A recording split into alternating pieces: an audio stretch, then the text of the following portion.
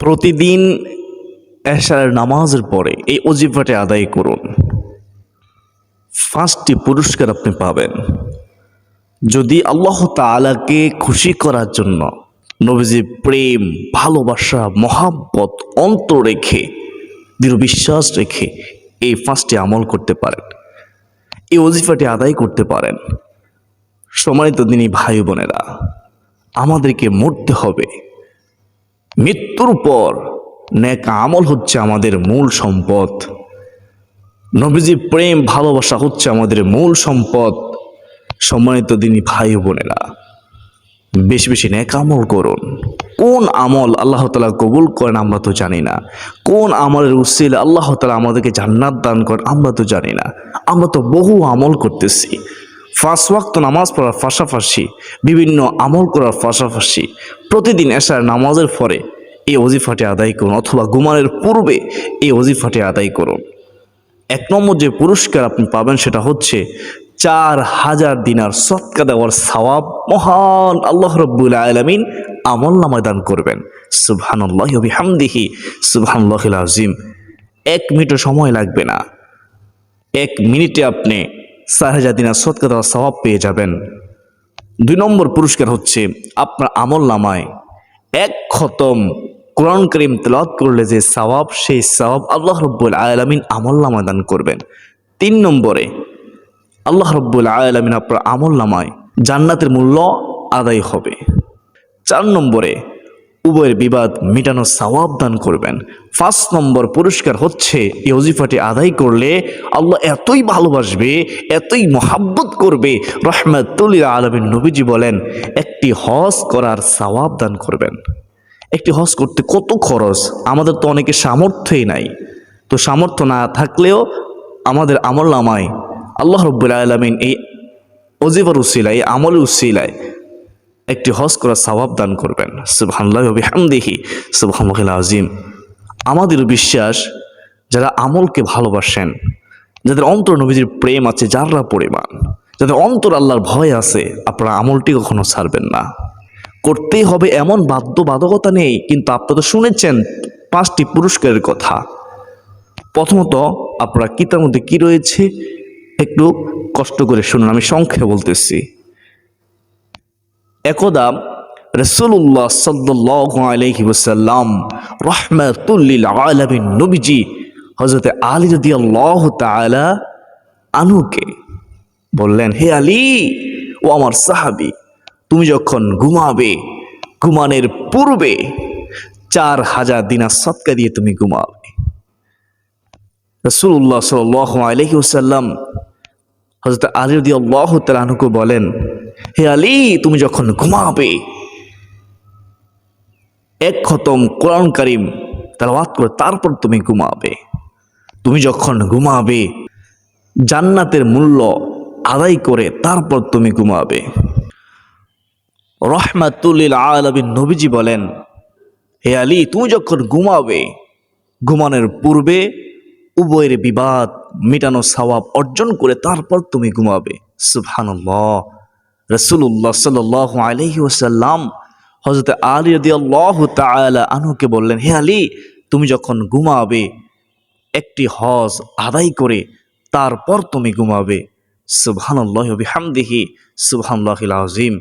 সম্মানিত তিনি ভাই ও বোনেরা, রাসূলুল্লাহ সাল্লাল্লাহু আলাইহি ওয়াসাল্লাম পবিত্র জবান মুবারক যখন হযরত আলী রাদিয়াল্লাহু তাআলা আনহু এই কথাগুলো শুনলেন, তখন সাথে সাথে বললেন, ইয়া রাসূলুল্লাহ, ইয়া হাবিবাল্লাহ নবী গো, এটি কিভাবে সম্ভব? এটি কিভাবে সম্ভব? তখন রাহমাতুল লিল আলামিন নবীজি কি জবাব দিয়েছেন শুনুন। রাহমাতুল লিল আলামিন নবীজি বলেন, হে আলী, তুমি যখন ঘুমাবে ঘুমানোর পূর্বে 4 বার সূরাতুল ফাতিহা পড়ে তারপর তুমি ঘুমাবে। আর তুমি যখন 4 বার সূরাতুল ফাতিহা পড়ে ঘুমাবে, তোমার আমলনামায় 4000 দিনার সদকা দেওয়ার সওয়াব মহান আল্লাহ রাব্বুল আলামিন দান করবেন। সুবহানাল্লাহ। তখন আমরা 1 নম্বর আমলটি জানলাম কি? সূরাতুল ফাতিহা 4 বার পড়লে 4000 দিনার সদকা দেওয়ার সওয়াব দান করবেন কি? আল্লাহ। 2 নম্বরে রাসূলুল্লাহ সাল্লাল্লাহু আলাইহি ওয়াসাল্লাম হযরত আলী রাদিয়াল্লাহু তাআলা আনহুকে যে আমলটি কথা বলেছেন সে সম্পর্কে নবীজি বলেন, তুমি যখন ঘুমাবে ঘুমানোর পূর্বে 3 বার সূরা ইখলাস পড়ে ঘুমাবে। আর যখন তুমি 3 বার সূরা ইখলাস পড়ে ঘুমাবে, আল্লাহ তাআলা এত খুশি হবে তোমার আমলনামায় 1 খতম কোরআনুল কারীম তেলাওয়াত করার সওয়াব দান করবেন। সুবহানাল্লাহ। তাহলে আমরা 2 নম্বর আমলটি জানলাম, 3 বার সূরা ইখলাস পড়ে আমরা ঘুমালে আল্লাহ এত খুশি হবে আমাদের আমলনামায় 1 খতম কোরআনুল কারীম তেলাওয়াতের সওয়াব দান করবেন। সম্মানিত দিনী ভাই বোনেরা, তারপরে রাসূলুল্লাহ সাল্লাল্লাহু আলাইহি ওয়াসাল্লাম যে আমলটি শিখিয়েছেন সে সম্পর্কে নবীজি বলেন, হে আলী, তুমি যখন ঘুমাবে ঘুমানোর পূর্বে 3 বার দুরূদ শরীফ পড়ে, আমি নবীজির প্রেম ভালোবাসা অন্তরে রেখে দুরূদ শরীফ পড়ে তুমি ঘুমাবে, তাহলে আল্লাহ তাআলা এত খুশি হবে, এত মোহাব্বত তোমাকে করবে, জান্নাতের মূল্য আদায় হয়ে যাবে। জান্নাতের মূল্য আদায় করার সওয়াব আল্লাহ রাব্বুল আলামিন আমলনামায় দান করবেন।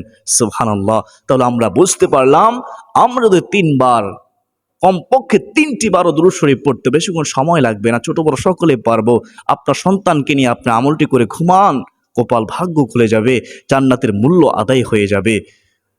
তারপরে রাসূলুল্লাহ সাল্লাল্লাহু আলাইহি ওয়াসাল্লাম হযরত আলী রাদিয়াল্লাহু তাআলা আনহুকে বললেন, হে আলী, তুমি যখন ঘুমাবে ঘুমানোর পূর্বে ইস্তিগফার, আস্তাগফিরুল্লাহ রাব্বি মিন কুল্লি যামবি ওয়া আতুবু ইলাইহি, লা হাওলা ওয়ালা কুওয়াতা ইল্লা বিল্লাহিল আলিয়্যিল আযীম। অর্থাৎ ইস্তিগফার পরে তুমি ঘুমাবে, আপনি যে ইস্তিগফার সেটি পড়তে পারেন। তো ইস্তিগফার পরে ঘুমালে কি হবে? নবীজি বলেন, হে আলী, উভয়ের বিবাদ মেটানোর সওয়াব মহান আল্লাহ রাব্বুল আলামিন আমলনামায় দান করবেন সাথে সাথে। সুবহানাল্লাহ। তাহলে আমরা বুঝতে পারলাম আমরা যদি ঘুমানোর সময় 10 বার ইস্তিগফার পড়ি তাহলে আমাদের আমলনামায় এই সওয়াব আল্লাহ তাআলা দান করবেন। ঘোষণাকার রাহমাতুল লিল আলামিন নবীজির। সর্বশেষ আমরা যদি 4 বার কালিমে তামজিদ পড়তে পারি, লা ইলাহা ইল্লা আনতা নূরান ইয়াহদিয়াল্লাহু লিনূরিহি মান ইয়াশাউ মুহাম্মাদুর রাসূলুল্লাহ ইমামুল মুরসালিন খাতামুন নবিয়্যিন।